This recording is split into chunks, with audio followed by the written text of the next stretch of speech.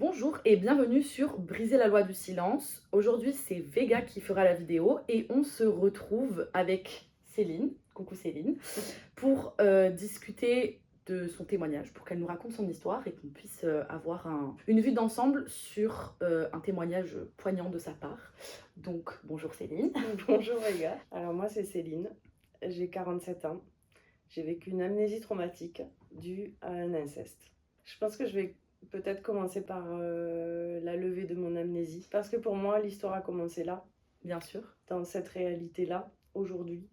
Je me suis réveillée le 21 décembre 2021. Je me suis réveillée avec des souvenirs que je n'ai pas acceptés sur le moment, d'un corps bien plus grand que le mien, qui était sur le mien. Et j'ai compris de suite. Mais j'ai refusé cette vision-là et cette réalité. Il s'agissait tout simplement de mon oncle qui était sur moi. J'ai compris qu'il s'agissait d'inceste, mais j'ai refusé. On peut dire que ça a été un déni. Combien de temps ça a duré? Comment tu as fini par accepter cette réalité? Et surtout, pourquoi tu ne l'as pas accepté directement? C'est parce que c'est incompréhensible. J'ai besoin de comprendre tout ce qui m'arrive, tout ce qui est autour de moi. Et cette réalité était pas concevable. Concevoir qu'un corps si grand se frotter à un corps si petit, déjà, je ne pouvais pas l'accepter. Donc, j'ai compris pourquoi il y a eu le déni. Ce déni m'a sauvé la vie. J'ai appris ensuite qu'il s'agissait d'une montée de cortisol qui pouvait arrêter mon cœur. Et mon cœur a réussi à me sauver la vie en mettant en place cette stratégie de survie qui est d'abord l'amnésie. J'ai compris, j'ai mis, je pense, une petite année à accepter ça comme une réalité. D'accord. Est-ce que tu peux nous détailler du coup comment les souvenirs ils sont venus petit à petit et ce dont tu te souviens tout simplement de ce qui s'est passé à l'époque? Ça a commencé lors d'un câlin très doux avec mon chéri que j'aime très fort, qui est très bienveillant et très sécurisant. J'ai rencontré cet homme pendant 6 mois de relation avec lui. Je lui disais, c'est fou, je me sens en sécurité avec toi.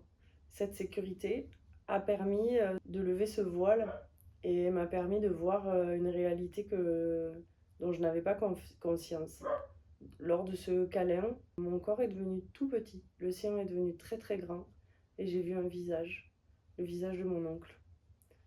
Ça a été la première prise de conscience qui a déclenché chez moi des crises de panique, d'angoisse que je ne comprenais pas et que je n'avais jamais ressenti de toute ma vie. Je suis allée consulter en disant je deviens folle, qu'est-ce qui m'arrive, je ne comprends pas. Des émotions qui me submergeaient. J'étais au travail et je ne pouvais plus travailler, je me retrouvais en PLS sous mon bureau à me balancer, à pleurer, à ne pas pouvoir garder bonne face devant mon équipe de travail, chose qui ne m'est vraiment jamais arrivée parce que j'ai toujours tout contrôlé. Ensuite, c'en est venu d'autres images que j'ai travaillé avec une psychologue en EMDR, D'accord. jusqu'à une image encore plus inconcevable, encore plus terrible de moi bébé D'accord. qui ressentait euh, euh, un étouffement en fait. Cette personne se servait de mon corps pour se masturber. Mon corps étant tout petit, forcément, ça crée. Voilà, je sentais ses mains autour de mon petit corps de bébé et des va-et-vient, et moi qui expérimentais la dissociation. D'accord. Ça a duré combien de temps cet inceste, si tu te souviens? Je sais à quel moment ça s'est terminé. D'accord. Je ne sais pas exactement à quel moment ça a commencé. J'ai ce premier souvenir de toute petite, puisque je ressens ces mains qui sont tellement grandes par rapport à mon petit corps. Je pense que je devais avoir à peu près 18 mois. Et le dernier souvenir, c'est sur mes 10 ans. D'accord. Est-ce que tu as une idée de pourquoi ça s'est arrêté? Oui. J'ai posé des questions et j'ai dit non. J'ai dit que j'avais pas envie. D'accord. Cette personne m'a fait une dernière proposition et j'ai dit non. Et la réponse a été bah vraiment, t'es pas mignonne, hein, t'es pas gentille. Quand tu as exprimé tout ça, est-ce qu'il est au courant, cet oncle? Est-ce que sa femme, elle est au courant? Comment ta famille, que ce soit ta famille directe, c'est-à-dire parents, frères et sœurs si t'en as, etc., ont reçu le témoignage et comment lui et son entourage à lui ont reçu le témoignage? Ça a été un choc. Oui, Ils l'ont accepté, même si c'était incroyable et difficile à concevoir, ils m'ont soutenu. Mes d'accord, parents, ma sœur, mon conjoint m'ont soutenu. d'accord, Le reste de la famille, du côté de mon agresseur, ne l'ont pas cru et m'ont rejeté. Parce d'accord, que c'est plus facile de rejeter la victime bien sûr. que de concevoir cette atrocité. Est-ce que ce rejet de ta famille, ça a impacté déjà ta propre vision des choses, ta propre parole? Est-ce que tu as remis en doute ta propre parole à cause de ça? Et comment ça a impacté ta santé mentale, tout simplement? Je pense que je n'avais même pas besoin, en tant que victime, déjà pour se considérer comme victime, il y a tout un cheminement et un accompagnement, enfin, c'est long. Pour concevoir cette atrocité, je Bien vais sûr, bien redire sûr. les mêmes mots, Oui, oui, c'est inconcevable. Du coup, je me suis battue contre moi-même pendant des mois et des mois et des mois en essayant de chercher une autre explication à ces souvenirs. J'ai eu une période où je préférais, à la rigueur, que l'on me dise que j'étais folle, plutôt que ça, c'était vrai. Et je suis allée chercher des expertises. Je suis allée chercher, je suis allée consulter des psychologues experts en victimologie qui allaient au barreau pour ça, pour leur expertise. J'ai expliqué, j'ai raconté. Et, euh, et j'espérais toujours qu'on me dise qu'on me sorte une maladie psychologique, une maladie qui pouvait expliquer ces souvenirs atroces, plutôt que quelqu'un qui me dise, ben non, en effet. Ce qu'on me répondait à chaque fois, c'était, il s'agit d'une amnésie traumatique. Vous avez été victime d'un inceste et tout ce que vous vivez, c'est normal. C'est la suite de ce que vous avez vécu. Et moi, je voulais pas. Donc, je continuais. J'en ai vu 4, 5. Et j'avais toujours le même résultat. la volonté d'attendre un diagnostic d'un handicap, oui. C'est tellement inconcevable. Tellement, tellement inconcevable que oui, je le répète, j'aurais préféré à ce moment-là, j'ai fait mon chemin maintenant, mais qu'on me dise qu'il s'agissait d'une Mm. maladie psy. Si tu peux nous raconter aussi un peu ton cheminement personnel par rapport à comment tu as fini par accepter tout ça, quels ont été les déclencheurs de l'acceptation pour en arriver aujourd'hui là, pour que tu sois assise avec moi sur ce canapé aujourd'hui pour raconter ton histoire tout simplement. Un déclin, j'ai sombré. En fait, le fait de me battre contre cette réalité, le fait de ne pas accepter cette réalité m'a fait sombrer. Et j'ai commencé à me relever euh, grâce à la parole d'un psychiatre qui m'a dit je vous crois. À partir de là, j'ai commencé à me relever. Parce que pour guérir, il faut accepter, il faut accepter cette atrocité comme une réalité, accepter le fait qu'on soit victime. Non, c'est pas juste, mais c'est vraiment arrivé. Et maintenant que j'accepte ça, ben, je peux vivre avec. Parce que on peut pas soigner une blessure qu'on ne regarde pas. Hein. Je me casse le bras, je me dis, mais non, il n'est pas cassé. Ben, je vais continuer à m'en servir et je vais me faire mal. Donc je me faisais mal parce que je voulais pas accepter. Et une fois que j'ai accepté que mon bras était cassé, ben, je suis allée chercher de l'aide, on m'a mis un plâtre, on m'a aidé à reconstruire. Et même si mon os aura toujours cette cicatrice, et ben je me reconstruis et j'avance avec cette partie de l'histoire qui fait partie de mon histoire. Ça fait partie de moi Et maintenant, j'arrive à continuer à vivre et même à avoir ce feu intérieur qui me mène à en faire quelque chose et pas juste être une victime et subir. Et je veux en faire quelque chose. Est-ce que ça a impacté ta vie sexuelle et ta vie de famille, ta vie personnelle, amoureuse, tout ça, en fait, juste sur le plan personnel, très perso, des relations proches avec les autres, comment ça t'a impacté tout simplement ton travail aussi, tout ça? Je m'en suis rendu compte après, une fois que j'ai accepté cet état de victime, que j'ai vraiment cherché de l'aide et je me suis fait accompagner par des psychologues, j'ai compris mes comportements d'adolescente, de préadolescente. Euh, Cet inceste m'a mis en tête que je devais satisfaire les personnes que j'aimais et auprès de qui je cherchais de l'amour. Je devais satisfaire. Donc, tous les hommes qui ont croisé mon chemin avant ma reconstruction, ben, je les ai satisfaits parce que je voulais qu'ils m'aiment. Et pour moi, c'était normal, même si au fond, j'en avais pas vraiment envie ou quoi, c'était normal. Pour moi, c'était une normalité parce qu'on me l'a appris toute petite en fait. Il fallait que je sois mignonne, il fallait que je sois gentille, il fallait que je fasse pas de bruit, donc je le faisais. Donc, peut-être une hypersexualité. En effet, oui. Et sur le plan du travail, tu as dit que tu étais dans une incapacité de travailler quand tu t'es rendu compte, mais après, est-ce que ça a impacté positivement ton travail après tout ça? Est-ce que tu t'es servi de ça? Au niveau de mon travail,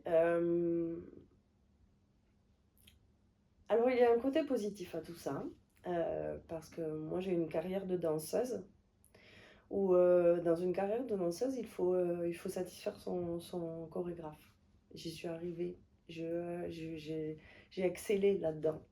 Dans cette prise de rôle, on me demandait de, de, de, d'être dans un rôle, d'être exactement ce qu'on voulait que je sois. Alors ça, je l'ai très très bien fait. Et pendant 20 ans, j'étais danseuse professionnelle et je l'ai très bien fait. J'ai eu ma place, de la reconnaissance.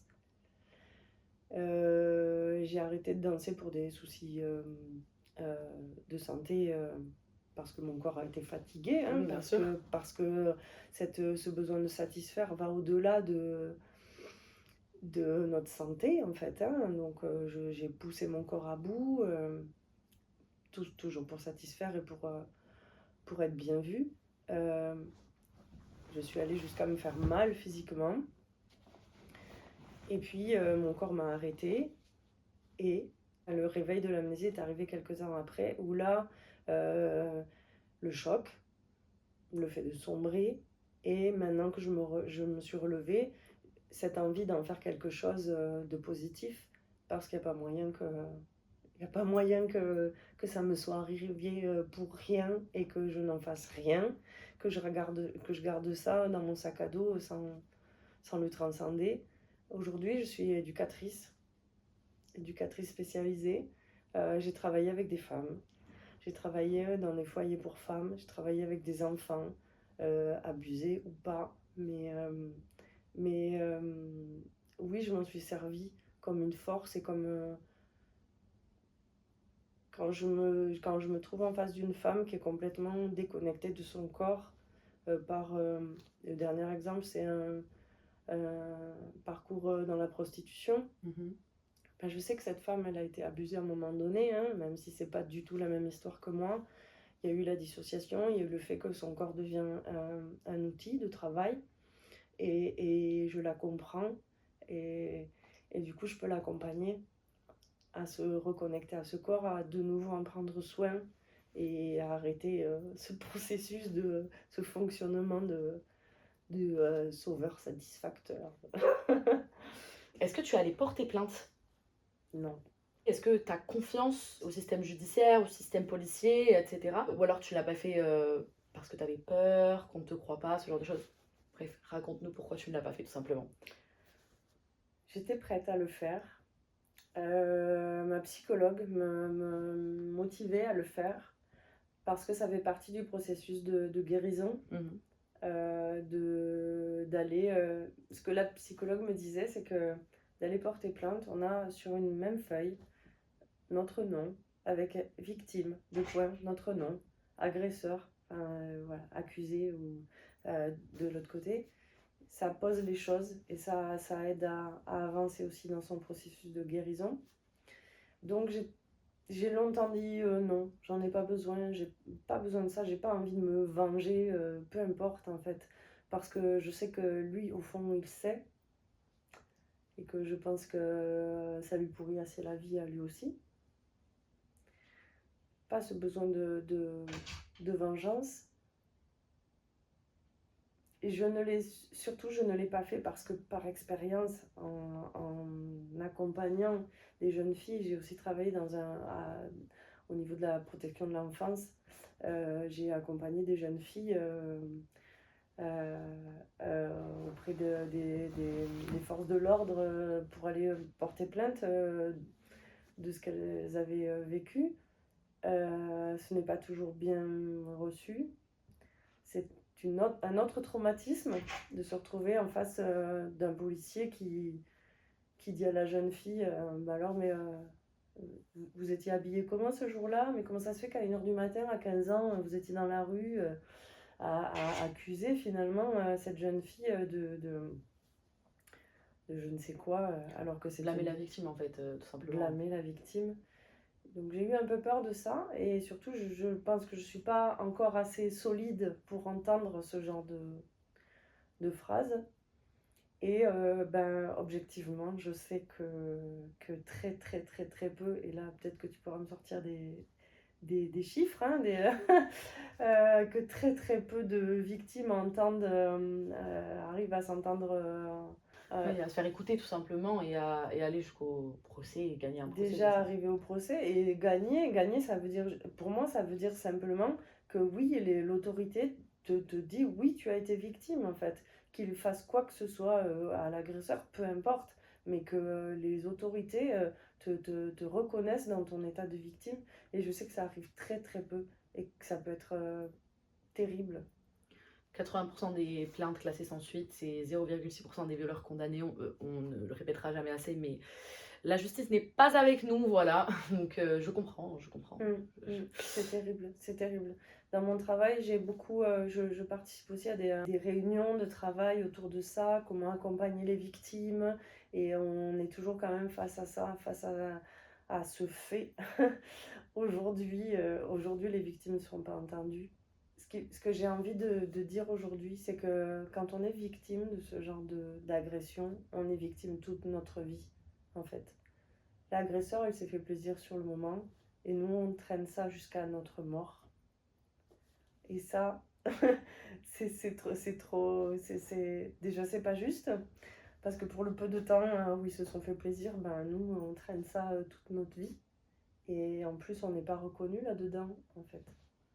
Et la France, pour ça, est vraiment, vraiment, vraiment, vraiment très en retard. Ouais, très en retard, ouais. Il faut absolument changer les choses, et c'est pour ça que je suis là aujourd'hui aussi, pour libérer la parole et dire, voilà, je ne suis pas en train de chercher une vengeance ou quoi.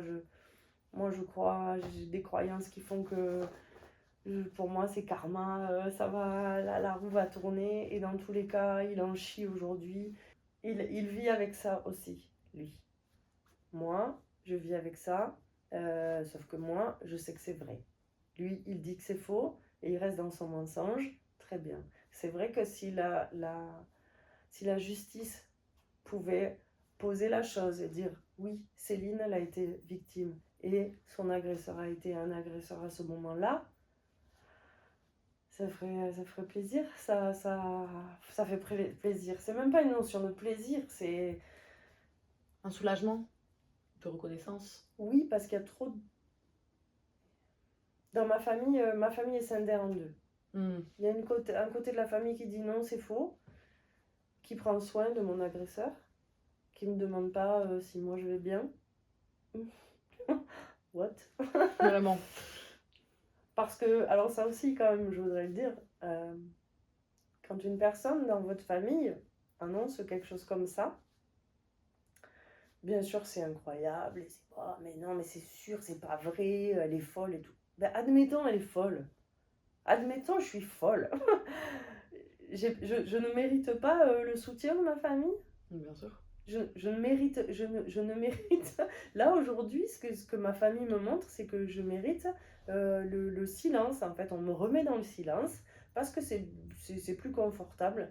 Et, mais admettons, en fait, vous ne le croyez pas, ben, pensez que je suis folle. Mais quelqu'un de fou, on le garde quand même dans sa famille, on en prend soin, en fait. C'est très important de préciser, et je pense que c'est un sujet à aborder qui est important, c'est que c'est pas parce que vous avez des handicaps, déjà même de base, qui touchent à de troubles antisociaux, etc., que vous ne pouvez pas être cru et que vous ne pouvez pas être victime, parce qu'au contraire, il y a beaucoup d'agresseurs qui vont se servir de cette vulnérabilité, entre guillemets, pour faire du mal et derrière plaider la folie de la personne d'en face. Et puis même, comme tu le dis, on a très peu de cas où on a des victimes qui inventent, et certainement pas sous le coup de la folie ou de handicap quelconque. Mais même si c'était le cas, ça prouve qu'il y a un appel à l'aide qui est fait, parce qu'on ne vient pas inventer des histoires pareilles avec absolument rien en claire conscience. Donc au contraire, il vaut mieux prendre la main de la personne d'en face et l'accompagner jusqu'au bout. Donc ce que tu dis, c'est réel.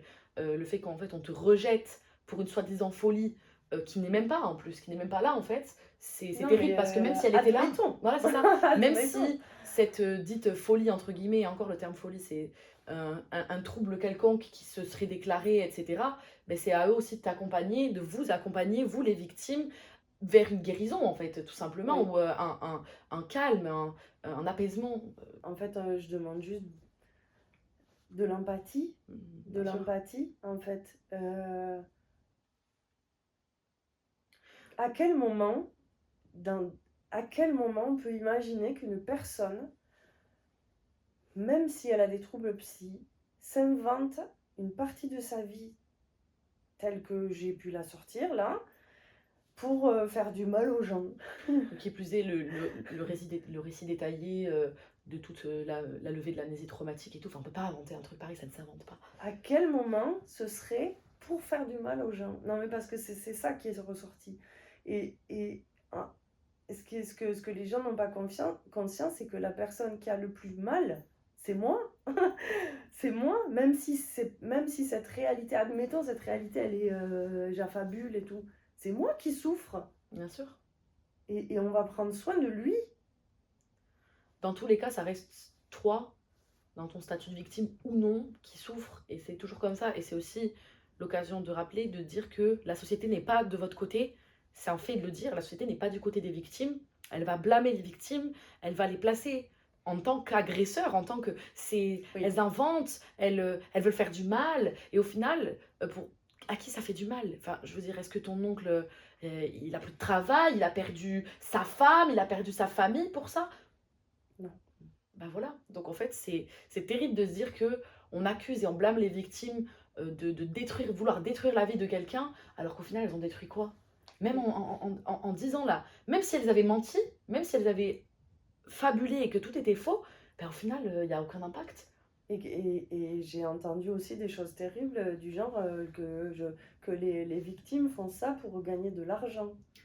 Alors ça va être un sujet, ça va être un sujet auquel je pourrais passer des heures à parler dessus. Parce que les chiffres sont là aussi, quand Bien même. sûr, Hein, on en a parlé tout à l'heure. bien sûr. A priori, les personnes qui arrivent qui ont la force, hein, c'est pas, qui arrivent à trouver la force intérieure d'aller porter plainte, c'est pas pour gagner de l'argent, parce qu'au final, elles ne gagnent pas de l'argent, elles paient Leur avocat, leur avocat. leur avocat, et au pire des cas, si elles arrivent à avoir plus que pour payer leur avocat, elles vont payer des séances de psy. Donc bon, C'est quand même fou. Et oui, aujourd'hui, c'est moi qui ai payé je ne sais combien de séances de psy. Alors, on va aller un peu plus dans mon histoire. C'est moi qui me suis fait interner. J'ai demandé une hospitalisation à un moment donné, tellement j'étais mal et tellement j'avais envie de mourir.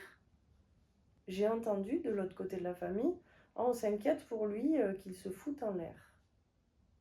J'ai voulu me foutre en l'air.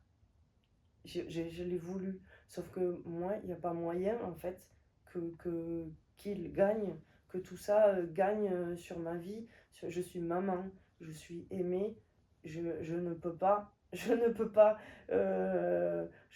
faire ça. J'ai demandé une hospitalisation pour guérir. Et lors de mon hospitalisation, on m'a dit, Madame, je vous crois, vous avez réellement vécu ça, votre corps le dit, les séances les séances de psy le disent, je n'ai pas pu inventer tout ça. Je n'ai pas pu. La seule chose, à la rigueur, qui peut rester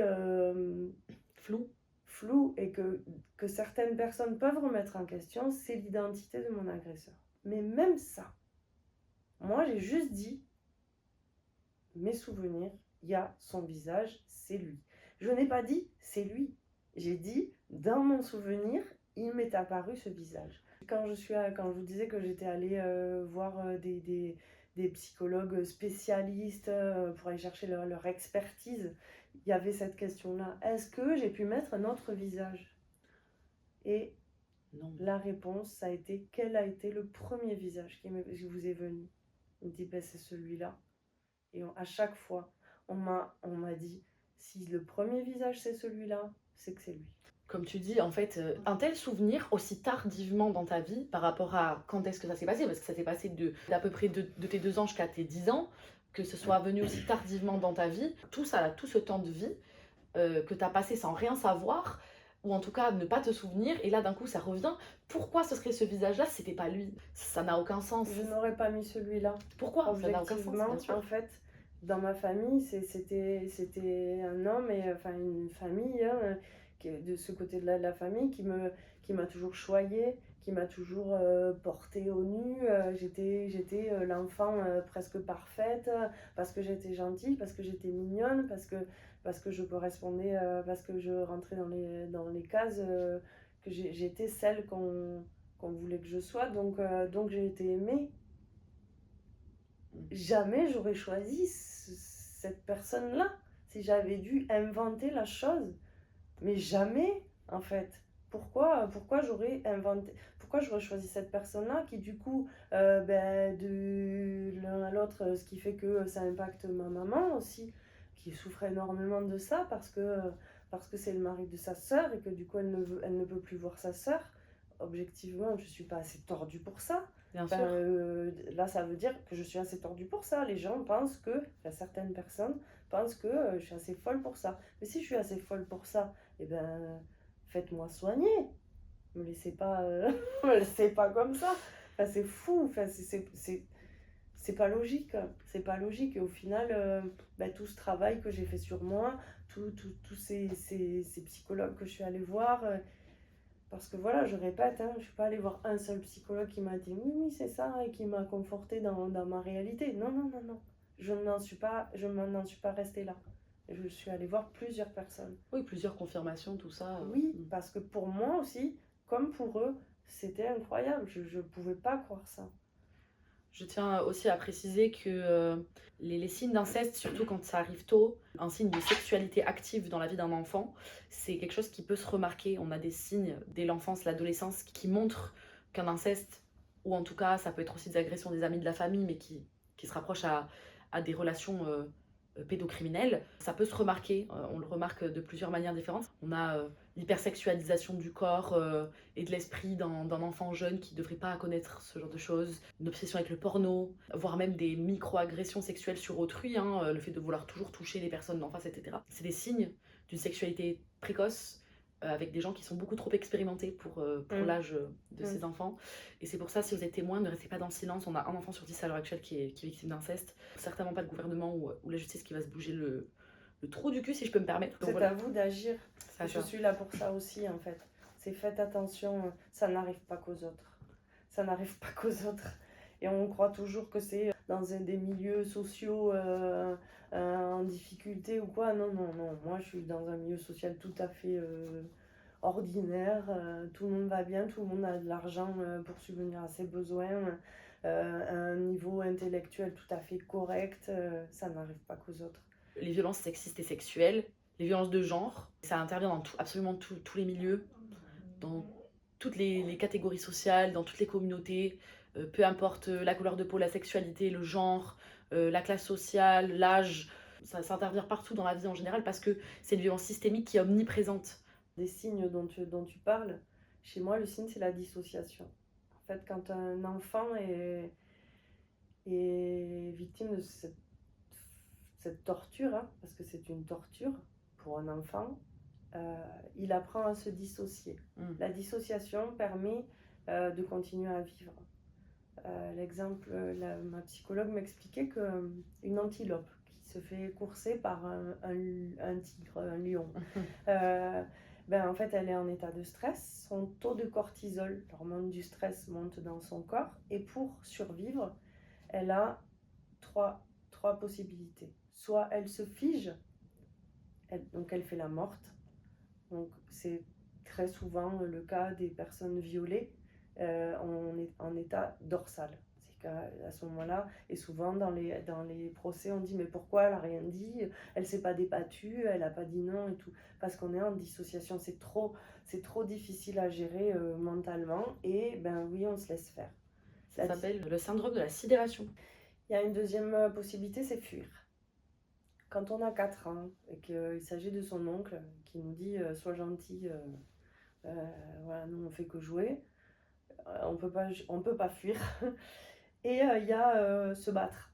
Bon, forcément, quand on a 4 ans, on se bat pas non plus, hein. Donc on est sidéré, on bouge pas. Et le cerveau peut aussi, quand le taux de cortisol monte trop, couper la mémoire, ce qui s'appelle une amnésie. Donc j'ai appris à mes dépens. J'ai une faculté de dissociation. Cette faculté de dissociation, aujourd'hui, quand j'étais jeune adulte, j'ai toujours dit en plaisantant, moi, mes enfants ne dormiront jamais dans la rue parce que, alors là, moi, je m'en fous, je vais me prostituer. Et mes amis étaient toujours choqués quand je disais ça. Et pour moi, c'était normal. Bien sûr que pour manger, pour donner à manger à mes enfants, je vais aller me prostituer. C'est fou, en fait. Aujourd'hui, je me dis, mais ben oui, en fait, c'est évident que moi, même là, aujourd'hui, je vous le dis, j'ai cette capacité de me dissocier de mon corps. Et s'il fallait vendre mon corps pour nourrir mes enfants, j'en serais tout à fait capable. Parce que j'ai appris ça depuis toute petite, en fait. De toute façon, surtout dans le cas de la prostitution dans la rue, hein, dans le travail du sexe, rarement des personnes volontaires, hein, c'est souvent des personnes qui le font par dépit, par précarité, et hypersexualité aussi, parce que quand on est dans la rue, on s'expose à un tas de violences sexistes, sexuelles et de genre, que c'est terrible. C'est important de ne pas stigmatiser les travailleuses du sexe non plus, c'est quelque chose qu'on retrouve malheureusement beaucoup. Elles existent, c'est une réalité, elles existent, faut pas les invisibiliser. Et elles s'exposent beaucoup à des violences sexuelles aussi, donc c'est important de les écouter, de les prendre en compte, parce que ce n'est pas parce qu'elles vendent leurs services et que ce sont des services sexuels que c'est ok de les violer. Voilà. C'est pas des salopes ou des voilà, putes, salopes. Quand j'entends ces termes-là, ça me fait bouillir. Parce qu'en fait, comment ça se fait qu'elle arrive à être une salope? Réfléchis en fait. Réfléchis comment cette personne, comment ces adolescentes que je croise moi dans mon travail arrivent à sucer leurs copains dans les toilettes contre un chewing-gum ou quoi. Vous vous demandez pourquoi, comment ça se fait que cette gamine, elle arrive à faire ça et que pour elle c'est normal. Quand je discutais avec elle, elle me dit bon, c'est rien de sucer une queue dans des toilettes pour un chewing-gum.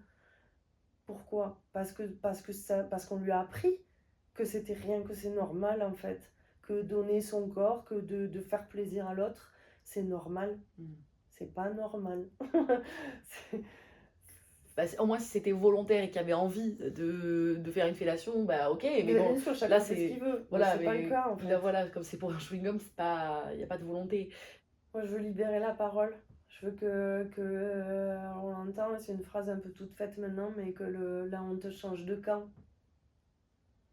Oui, on a été utilisés à des fins sexuelles. Ça ne fait pas de nous des personnes honteuses.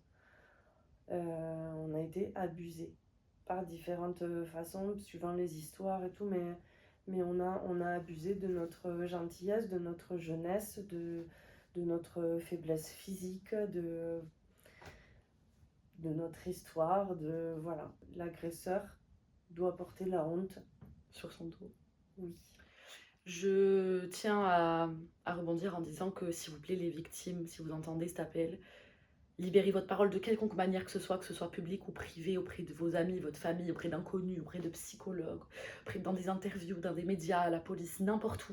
Libérez votre parole parce que c'est comme ça qu'on évite de perpétuer les violences sexuelles. Souvent, le bourreau est une ancienne victime et si la victime n'est pas traitée, elle devient aussi bourreau dans beaucoup de cas. Lorsque vous en avez conscience et que vous savez que c'est arrivé, prenez cette expérience. Responsabilité. Voilà. Prenez vos responsabilités. Je prends ma responsabilité de victime et je me positionne en tant que victime et je le dis parce que moi, dans mon entourage, quand j'en parle, on me dit « Ah, ben tu sais, ben en fait, moi aussi. » Et j'entends tellement ça, moi aussi. Je me dis « Mais c'est fou !» Et ce moi aussi, mais à quel moment tu l'as dit? Mais je l'ai jamais dit parce que voilà, j'ai un peu honte. Et puis c'était mon frère, alors c'est un peu différent. Et puis c'était mon cousin. Mais non, en fait, non, dites-le que nos enfants, que vos enfants entendent que ça arrive et que c'est pas normal, en fait. Il faut qu'on en parle, ça arrive trop souvent à trop d'enfants, à trop de personnes. Je parle d'enfants parce que ça me concerne, mais les adultes, c'est pareil en fait. Dans votre travail, dans la rue, non, non, c'est pas normal. C'est pas parce que t'as porté une jupe que t'as attiré l'agresseur. Merde! C'est pas parce que t'as été gentil pendant la soirée, t'as rigolé, t'as un peu dragué. Non, non. Rien n'est dû et vous ne devez rien à personne. Votre vie sexuelle, votre choix, la tenue, le comportement, les traits physiques, la personnalité ne sera jamais une excuse à une quelconque violence sexuelle. Et peu importe tout ce qui s'est passé avant, tout ce que vous avez fait avant que ça arrive, vous êtes la victime. On s'en fout complètement des circonstances. C'est jamais la faute de la victime. Jamais. Ce sera toujours la faute de l'agresseur. Il faut arrêter de culpabiliser les victimes en permanence. Eh bien écoute, merci beaucoup Céline d'avoir témoigné aujourd'hui, d'avoir libéré ta parole et de pouvoir possiblement aider d'autres personnes à libérer la leur. J'espère. Vous portez beaucoup de poids sur vos épaules, les victimes qui libèrent votre parole, parce que vous êtes des pionniers pour d'autres. Donc merci beaucoup de faire ce travail-là. On te souhaite un très très bon rétablissement de tout ça. On te souhaite que du bonheur et d'avancer et de la positivité par rapport à tout ça. De le transcender, en fait. C'est ça. Je veux le transcender, je veux m'en servir. Je veux m'en servir à bon escient. Exactement. Et bien on te souhaite que ça, on vous souhaite à tous que ça. N'hésitez pas à vous abonner, à briser la loi du silence sur tous les réseaux sociaux. Voilà, sur Twitter, sur TikTok, sur YouTube, sur Instagram, partout. Nous sommes partout. Merci à toi d'ouvrir cet espace de parole. Bisous tout le monde.